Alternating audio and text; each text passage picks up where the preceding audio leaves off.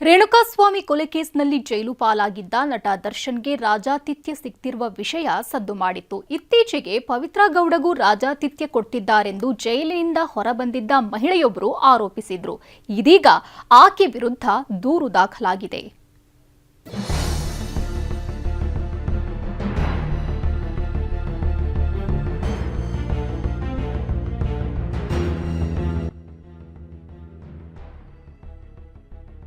ನಾನೇನು ಸುಮ್ಮನೆ ಆರೋಪ ಮಾಡಕ್ಕೆ ಪವಿತ್ರ ನನಗೆ ದ್ವೇಷನೂ ಇಲ್ಲ ಶತ್ರುನೂ ಅಲ್ಲ ಮತ್ತೊಂದು ಅಲ್ಲ.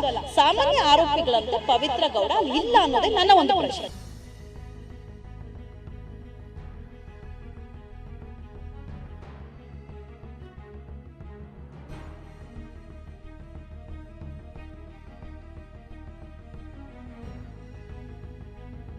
ಹೌದು, ವ್ಯಕ್ತಿಯೋರ್ವನ ಮೇಲೆ ಹಲ್ಲೆ ನಡೆಸಿದ ಆರೋಪದಡಿ ಈ ಸಂಧ್ಯಾ ನಾಗರಾಜ್ 3 ತಿಂಗಳು ಜೈಲಿನಲ್ಲಿದ್ದರು.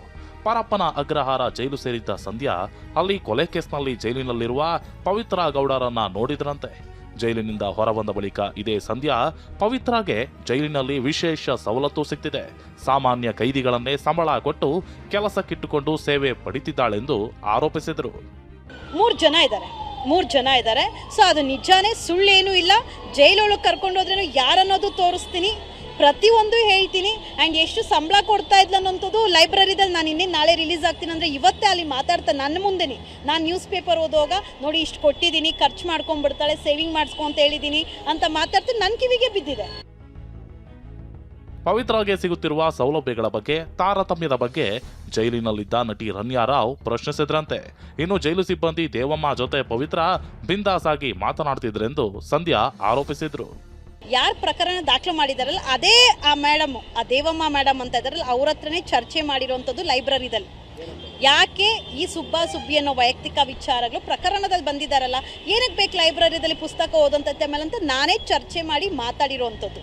ಸೊ ಇಲ್ಲಿ ಸುಳ್ಳು ಆರೋಪ ಮಾಡೋದಕ್ಕೆ ಆಗೋದಿಲ್ಲ. ಬಿಕಾಸ್ ಇದು ನನ್ನ ಮೇಲೆ ತಿರುಗಿ ಬಿತ್ತು ಅಂದರೆ ನಾನು ಅದೇ ಜೈಲಿಗೆ ಹೋಗುವಂಥ ಪರಿಸ್ಥಿತಿ ಬರುತ್ತೆ. ಈ ಆರೋಪಗಳಿಂದ ಜೈಲು ಮುಖ್ಯ ವೀಕ್ಷಕಿ ದೇವಮ್ಮ ಕೆರಳಿದ್ದು ಪೊಲೀಸ್ ಠಾಣೆಗೆ ದೂರು ನೀಡಿದ್ದಾರೆ. ಪರಪ್ಪನ ಅಗ್ರಹಾರ ಪೊಲೀಸ್ ಠಾಣೆಯಲ್ಲಿ ಎನ್ಸಿಆರ್ ದಾಖಲಾಗಿದೆ. ಸಂಧ್ಯಾಗೆ ನೋಟಿಸ್ ಕೂಡ ನೀಡಿದ್ದಾರೆ. ಎನ್ಸಿಆರ್ ರಿಜಿಸ್ಟರ್ ಆಗಿದೆ ಸರ್. ಕಾನೂನಿಗೆ ನಾನು ತಲೆಬಾಗುವಂತ ಹೆಣ್ಮಗಳು, ಅದಕ್ಕೆ ನಾನು ಉತ್ತರ ಕೊಡ್ತೀನಿ. ಖಂಡಿತವಾಗ್ಲೂ ಹೋಗಿ ಕೊಡ್ತೀನಿ. ಖಂಡಿತವಾಗ್ಲೂ ವಿತ್ ಡೇಟ್ ಆ್ಯಂಡ್ ಟೈಮ್ ಕೊಟ್ಟು ಏನೇನು ನಡೀತು ಎಲ್ಲಾನು ನಾನು ಕಾನೂನಿಗೆ ಉತ್ತರಿಸುವಂತ ಕೆಲಸ ಮಾಡೇ ಮಾಡ್ತೀನಿ. ಕರೀಲಿ, ಡೆಫಿನೆಟ್ಲಿ ಹೋಗ್ತೀನಿ.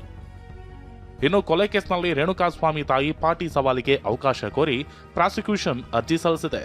ಜೂನ್ 23ಕ್ಕೆ ವಿಚಾರಣೆಯನ್ನ ಹೈಕೋರ್ಟ್ ನಿಗದಿಪಡಿಸಿದೆ. ಶಿವಪ್ರಸಾದ್, TV9 ಬೆಂಗಳೂರು.